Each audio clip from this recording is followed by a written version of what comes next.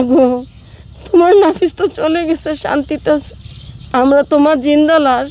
আমি আসলে এমন এক স্বার্থপর মা। 4 তারিখে আমার নাফিস আমার সামনে দিয়ে গেল, আমি কেন আটকালাম না? আরও গুলি করতে চাইছে 2টা মৃত্যু নিশ্চিত করার জন্য। ওকে নাকি মেন হলে ফেলে দিতে চাইছে, এটাও আমি শুনেছি। ওকে পুরাই দিতে চাইছে, এটাও আমি শুনেছি।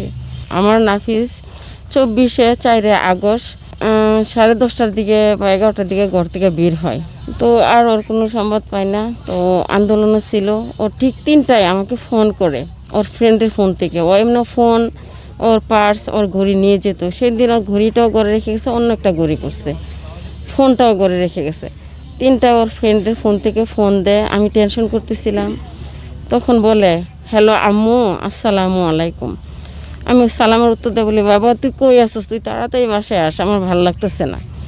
তখন আমার নাফিজ আমার উত্তরে বলে ওই প্রান্ত থেকে, হ্যাঁ আম্মু আয়সা পড়তেছে, আম্মু আয়সা পড়তেছে, আম্মু আয়সা পড়তেছে। এটাই আমার নাফিজের সাথে ছিল আমার লাস্ট কথা।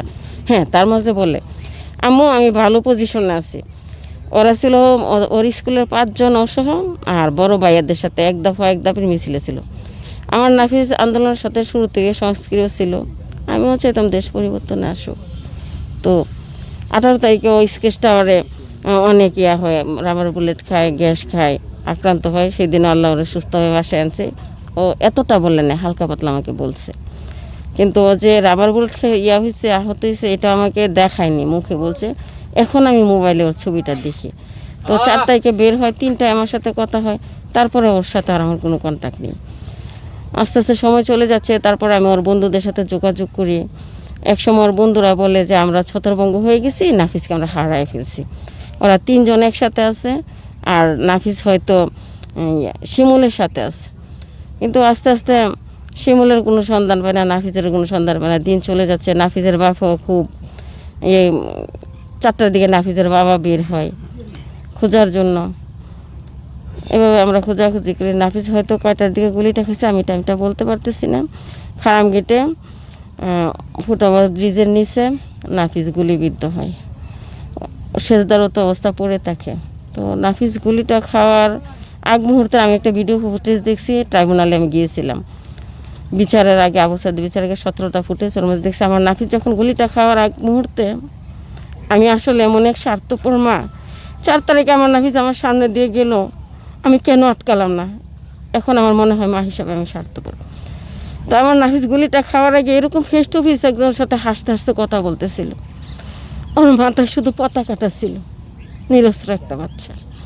ওর যে গুলিটা এসে লাগে, আমার নাফিস স্তব্ধ হয়ে পড়েছে। এই দৃশ্যটা আমি দেখেছি আমার নিজের চোখে। তো আমার নাফিস গুলি খেয়ে পড়ে আছে রাস্তায়।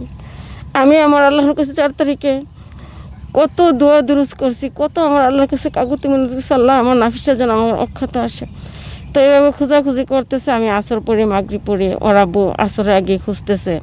ওর বন্ধু যেই জায়গায় বলছে, কাজী নজরুল ইসলাম ইমনের সামনে, এনটিভি ভবনের সামনে, ওরা অনেক খুঁজতেছে। আমাকে বারবার ফোনে বলতেছে, ওরে তো কোথাও পাইতেছি না, ওর তো কোনো সন্ধানই পাইতেছি না।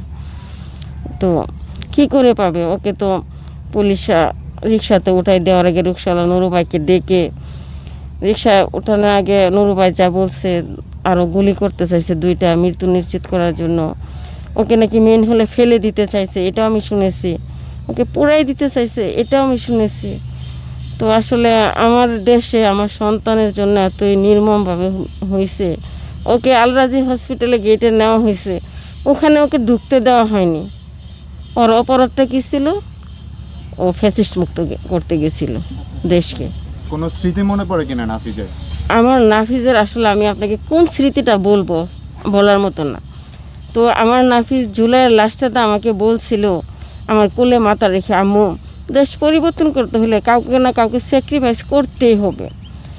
এবং আরেকটা কথা বলছিল যে ডক্টর ইউনূস, তখন উনি একটা সম্মানের পাত্র ছিল, যে 12 তলা থেকে নাকি উনি পায়ে হেঁটে হেঁটে নাইমা হাজিরা দিত।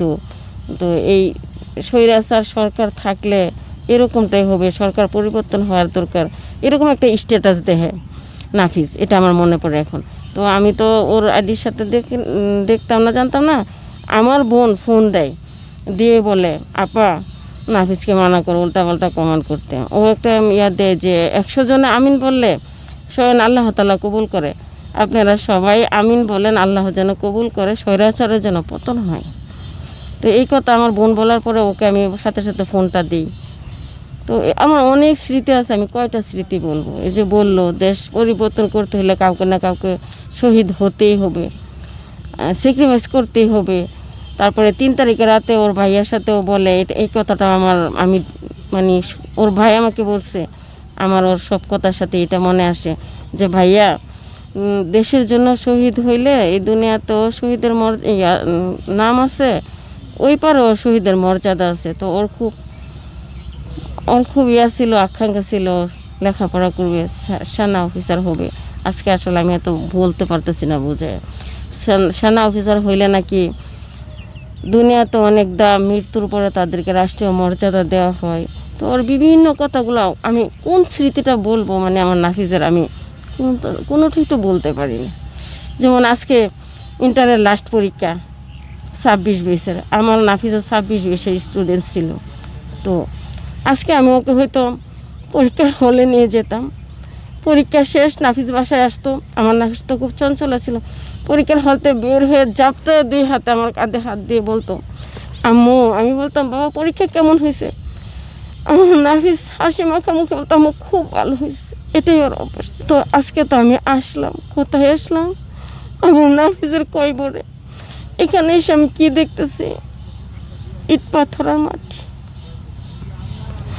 আমি আশা নিয়ে আসি, আমার নাফিজের সাথে অনেক কথা বলি কয়বরের সামনে, তার আমি তো কোনো কথার উত্তর পাই না। তো সরকারের কাছে আগেও চাইছি, আশা নিয়ে বেঁচেছিলাম, বেঁচে আছি। একটাই চাওয়া, স্বজন হারা সন্তান হারার যন্ত্রণা যে কী জিনিস এটা যার যায় সেই বুঝে। তো আমি একজন সন্তান হারা মা হিসাবে আশা নিয়ে আছি, বিচারটা যেন সঠিকভাবে পাই। অন্তত এটুকু বলতে পারবো আমার নাফিস তো আর কখনো আমাকে জাপটা এসে ধরবে না, কোনো কিছু বায়না করবে না, কোনো কিছু যাবে না। বিচারটা পাইলে এটুকু তৃপ্তি পাবো যে না আমার সন্তানের হত্যার বিচার পাইছি। সরকার যেন সঠিকভাবে বিচারটা করে, সঠিক মূল্যায়ন করে। শহীদের রক্তের সাথে এক সরকার আসছিল, উনি অনেক সম্মানের পাত্র ছিল, উনারে ছোটো হইতে অনেক সম্মান করতাম। তো ওনার কাছে এদিক দিয়ে একটা সন্তান হারা স্বজন হারা 800+ শহীদ, 26,000 আহত, এর মেঝে অনেকে আছে একদম 2 চোখ দৃষ্টি প্রতিবন্ধী, অনেকে আছে একটা হাত নাই একটা পাও নাই। সবারই একটাই চাওয়া ছিল বিচারটা, আর যাদের হাত পাও নাই তাদের সঠিক চিকিৎসা। তো এখন আমার যে সন্তানগুলা বেঁচে আছে, আমার নাফিস তো আর আসবে না, ওদের যেন সঠিক চিকিৎসাটা করা হয় আর বিচারটা যেন আমরা দৃশ্যমান পাই। এখন এমনও মানুষ আছে শহীদ হয়েছে, তাদের ইনকামের উৎস ছিল যে শহীদ হয়ে চলে গেছেন সে। আমার নাফিস মা রেখে গেছে, বাবা রেখে গেছে, ভাই রেখে গেছে, অনেকে সন্তান রেখে গেছে।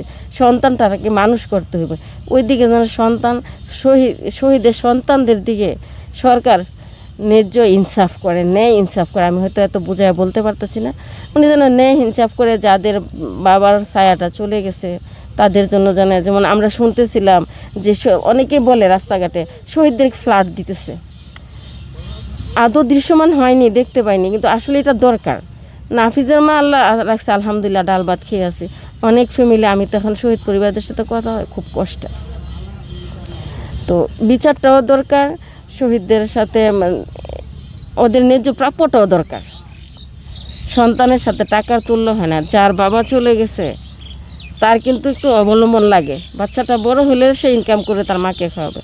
তো আমি একজন স্বজন হারা শহীদদের পক্ষ থেকে, আহতদের পক্ষ থেকে এটাই আমার দাবি সরকারের কাছে, যারা আহত আছে অসুস্থ আছে তাদেরকে যেন ভালো করে ট্রিটমেন্ট দেওয়া হয়। আমি যখন বাইরে যাই, আমি ইচ্ছা করে যাই, আমি ওদের সাথে খুব দেখা করি। ওরা যখন বলে আমাকে সবাই মা বলে দেয়, মা গো তোমার নাফিস তো চলে গেছে, শান্তিতে আছে, আমরা তোমার জিন্দা লাশ, আমার মায়ের মুখটাও দেখি না, তুমি মাঝে কেমন মা তোমার মুখটাও দেখি না। তখন আমার নাফিজের জন্য ক্ষতটা যেই জায়গায় তার চেয়ে আরও বেশি রক্তক্ষরণ হয়। এক চক্ষু প্রতিবন্ধীর মা আমাকে জড়ায় ধরে বলে আপা আপনি তো ভাগ্যবান, আমাকে দেখেন, আমার কত কষ্ট হয় আমার সন্তানটা এই অবস্থা দেখে। তো আসলে এগুলো বললে শেষ নেই। সরকারের কাছে আমার একটাই চাওয়া, 2 বছর দেখতে দেখতে চলে গেছে, অন্তত একটা বিচার যেন পাই। আসলে ক্ষমতায় বসলে সবাই যার যার আসলে চেয়ারের দোষ ভুইলা যা। আপনারা ভুইলা যায় না দয়া করে। আপনারা একটু শহীদের মাদের কষ্টটা হাজারিটা বুঝতে চেষ্টা করবেন, আপনার বিচারটা সঠিকভাবে করবেন, ন্যায় ইনসাফ করবেন।